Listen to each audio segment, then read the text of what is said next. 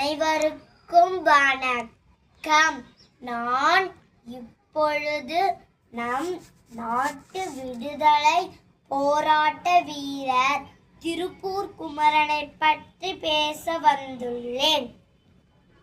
ஈரோடு மாவட்டம் சென்னிமலையில் அக்டோபர் 4 1904 பிறந்தார். இவர் காந்தியடிகளின் கொள்கையில் அதிக ஈடுபாடு கொண்டவர். ஒருமுறை நாட்டு விடுதலைக்காக நடந்த போராட்டத்தில் அவர் கையில் தேசிய கொடியை ஏந்தி சென்றார்.